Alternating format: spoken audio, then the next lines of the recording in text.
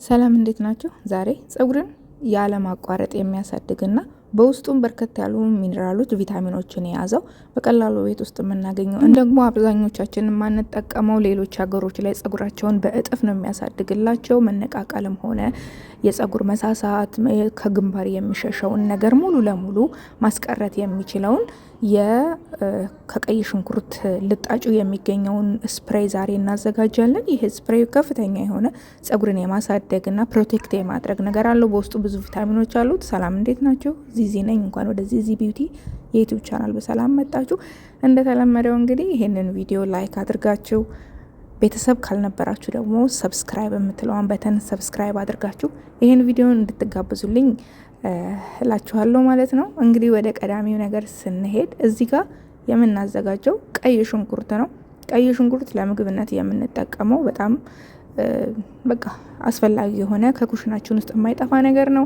ይህም እንግዲህ ሁላችንም ቤት ስለሚገኝ በቀላሉ ለመጠቀም የምንችለው ነገር ነው። መሞከርና አጠቃቀሙን በደንብ ማወቅ ያስፈልጋል። አንዳንድ ነገሮች የሚሰሩ ነገሮች ሆነው የሚሰሩ በቃ የመድኃኒት ያክል የሚሰራ ጥቅም ያላቸው ነገር በውስጣቸው ኖሮ አጠቃቀሙን ለምን ያህል ጊዜ መጠቀም እንዳለብን፣ መቼ መጠቀም እንዳለብን ባለማወቅ ወይም ደግሞ በተሳሳተ መንገድ በመጠቀም ይሄ ነገር አልሰራልኝም ወይም ይሄ ነገር አይሰራም እንላለን ብዙ ጊዜና ስላጠቃቀም ብዙ ነገር ላይ ኢቭን መድኃኒት የሚገዙ መድኃኒቶችን ስንወስድ በአግባቡ በተባለበት ሰዓት በተባለበት ድግግሞሽ አንድ ነገር በአንድ ቀን ታሪክ አይሰራም፣ በአንድ ነገር አይለውጥም። በአንድ ቀን ግዴታ ድግግሞሽ ይፈልጋል እና ማንኛውም ነገር ያንን የሰጣችሁትን ነገር እንዲህ ሰራላችሁ ከፈለጋችሁ ጊዜ ወስዳችሁ መስራት ብቻ ሳይሆን እንዴት እንደሚሰራ ማወቅ ያስፈልጋልና ይሄንን እንግዲህ የቀይ ሽንኩርት ላይኛውን ልጣጩን ማለት ነው ተጠቅመን የምንጥለውን ከላይ ያለውን ልጣጩን አጥበን እናዘጋጀውና እሱን በመቀቀል ነው የምንሰራው። እዚህ የቀይ ሽንኩርት ልጣጭ ላይ ከፍተኛ የሆነ ብዙ ቪታሚኖች አለ። ቫይታሚን ሲ አለው፣ ቢ6 አለው፣ ብዙ ሚኔራልና አይረኖች አሉ በውስጡ፣ ዚንክ፣ ማግኔዚየም ብዙ ነገሮች አሉ። አስገብቼላችኋለሁ፣ ማንበብ ትችላላችሁ፣ ወይም ደግሞ ሪፈር አድርጋችሁ ሌላ ቦታም ሰርች ማድረግ ትችላላችሁ። ሌላ ሀገር ላይ በጣም ይጠቀሙታል ማለት ነው። ይሄ ስፕሬይ አስተውላችሁ ከሆነ ማለት ነው ሻምፖ ላይ የተለያዩ ነገሮች ላይ በሽንኩርት የሚሰራ ነገር አለና ሄር ሉስን የፀጉር መርገፍን፣ መሳሳትን ከግንባር የሚሸሽ ፀጉርን ያስወግዳል። የፀጉሩን ጥንካሬ ይጨምራል። የጭንቅላት ቆዳን ያክማል። በነገራችን ላይ ፀጉር ቤዙ ማለት ነው የጭንቅላት ቆዳችን ነው። የጭንቅላት ቆዳችን ንጹህ ሆነ ማለት ወይም ጤነኛ የጭንቅላት ቆዳ አለን ማለት የፀጉራችንን ስር ቆንጥጦ በስነ ስርዓት በአግባቡ ይይዛል። ፀጉራችንም ከጭንቅላታችን ላይ የሚበቅል ስለሆነ ከስሩ ነው እንግዲህ ምንም ነገር ማግኘት የሚችለውና የጭንቅላት ቆዳ ጤንነት በጣም አስፈላጊ ነው። ፎሮፎር ያላችሁ ሰዎች ታውቁታላችሁ። ትንሽ ጭንቅላታችሁን ሲያክካችሁ ፀጉራችሁ ራሱ አብሮ መለወጥ ይጀምራል፣ መርገፍ ይጀምራል። ከለሩ አያምርም። ብዙ ነገሮች አሉና የቆዳ ጤንነት በጣም በጣም አስፈላጊ ነው ለፀጉሩ ማማርም ሆነ እድገት ማለት ነው። ምክንያቱም ፀጉራችን ያለው የፀጉራችን ስሩ ጭንቅላታችን ቆዳ ላይ ስለሆነ ማለት ነውና የጭንቅላት ቆዳንም በጣም ይረዳል። አንታይ ኢንፍላማቶሪ ነው።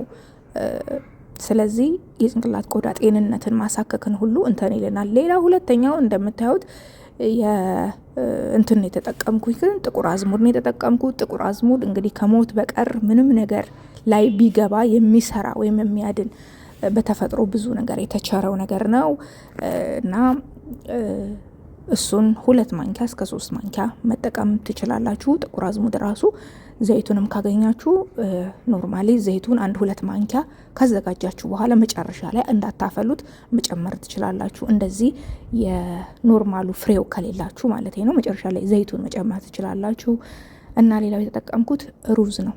ሩዝ ራሱ ተቀቅሎ ውሃው ብቻ ወይ ፈግመንትድ ተደርጎ 1 ቀን ለ24 ሰዓት ተዘብዝፎ አድሮ ኦቨርናይት በጣም በጣም በጣም ለፀጉር ቆንጆ ነው። ዛሬ ግን ከምናዘጋጀው የሽንኩርት ልጣጭ ውሃ ጋር አብረን 1 3 ማንኪያ ሩዝ እንጨምርበታለን። ከዛም ትንሽ በርከት ብታረጉት ችግር የለውም፣ ጥቅሙን ነው የምናገኘው።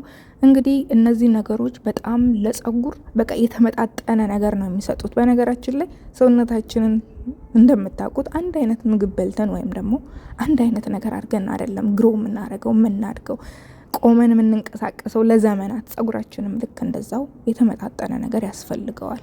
እሱም ነፍስ አለው፣ ህይወት አለው። የሆነ ነገር የሚጎለው ከሆነ ይደርቃል፣ ይበጣጠሳል፣ ከጭንቅላታችን ላይ ይጠፋል ማለት ነው። በቃ ወይ ይነቃቀላል፣ ወይ ያጥራል፣ ወይ መልኩ አያምርም፣ የሆነ ነገር አለውና የተመጣጠነ ነገር ለጸጉራችሁ መስጠት አለባችሁ። ልክ ወደ ውስጣችን የምናስገባውን ከላይ ለቆዳችንና ለሰውነታችን መንከባከብ አለብን። የሚያስፈልገውን ነገር መስጠት አለብን። እነዚህ ነገር ደግሞ የምንጨምራቸው ነገሮች ሁሉም ናቹራል ተፈጥሯዊ ስለሆኑ ይህን ያህል ኢፌክት የላቸውም ጉዳት ለማድረስ ምንም ነገር ቢሆን ማለት ነው። ምናልባት አለርጂ ያለባችሁ ሰዎች አለርጂ ለብዙ ነገር አለርጂ የሆናችሁ ሰዎች ኦኬ፣ ለዚህም አለርጂ ልትሆኑ ስለምትችሉ ከመጠቀማችሁ በፊት እንትን በሉ አረጋግጡ። የሆነ እጃችሁ ላይ ወይ የሆነ ቦታችሁ ላይ ብቻ ፊት ለፊት ያልሆነ ቦታ ላይ የተወሰነ አርጋችሁ ያ ቦታ ምንም ሪአክት ካላረገ ኦኬ ያ ነገር ይሰራል ማለት ነው።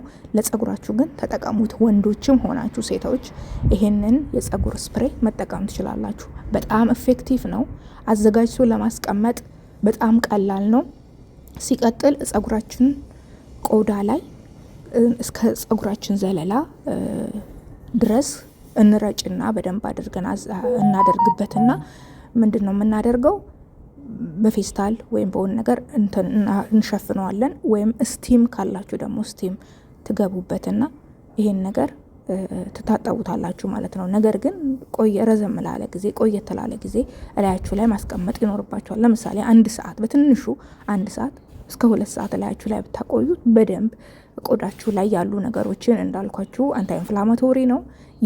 የደም ዝውውርን ደግሞ በደንብ እንዲጨምር ያደርጋልና ይሄም ደግሞ ፕሮሞት ሄር ግሮ የምንለው ማለት ነው። በደንብ ጸጉራችን እንዲያድግ ያመቻቻል ማለት ነው። ስለዚህ ረዘም ያለ ጊዜ ብላያችን ላይ ብንተው ቆንጆ ነው። በተለይ ረፍት በሆንን ቀን ወይም ማታ ረዘም ላለ ጊዜ ወይም ደግሞ ማታ ተቀብታችሁ ጠዋት ላይ መታጠብም ትችላላችሁና በዚህ መልኩ ከቀቀል ነው በኋላ በምታዩት መልኩ ከቀቀል ነው በኋላ እንዲቀዘቅዝልን ካስቀመጥን በኋላ ነው ጭንቅላታችን ላይ የምናደርገው። እንዳልኳችሁ ጭንቅላት ቆዳችሁ ንጹህ በሆነ የጭንቅላት ቆዳ ላይ መቀባት የተመረጠ ነው። ምክንያቱም ቆዳችን ላይ የተለያዩ ነገሮች ኖረው የጭንቅላት ቆዳችን የተደፈነ ከሆነ አሁንም ቅድም አጠቃቀም ብዬ የገለጽኩላችሁ ነገር አንዱ የጭንቅላት ቆዳችን ከተዘጋ ምንም አይነት ነገር ወደ ውስጥ መግባት አይችልም።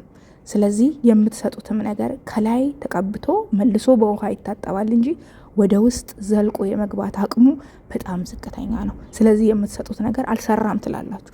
ስለዚህ ይሄ ነገሮች እንዳይፈጠሩ እንዴት መጠቀም እንዳለባችሁ ያልኩት ቅድም እንደዚህ ነውና በንጹህ በታጠበ ወይም 1 ቀን ምናምን በሆነው ብዙ ቆሻሻ ላብ አቧራም ሆነ በዛ ላይ ቅባት ቢውልድ አፕ ባልሆነበት የጭንቅላት ቆዳ ላይ ይሄንን ስፕሬይ በደንብ ጥጥት እስከሚያደርገው ድረስ በመቀባት ማሸት ማሳጅ ማድረግ ከ3 እስከ 5 ደቂቃ በቀስታ የጸጉራችሁን ዘለላውን የጭንቅላታችሁን ቆዳ በደንብ በጣቶቻችሁ ማሳጅ ማድረግ ጸጉራችሁን እያፍታታችሁ በደንብ እስከሚርስ ድረስ መቀባትና እንዳልኳችሁ 1 ሰዓት ከዛ በላይ በላያችሁ ላይ ማስቀመጥ ወይ ኦቨርናይት አሳደር።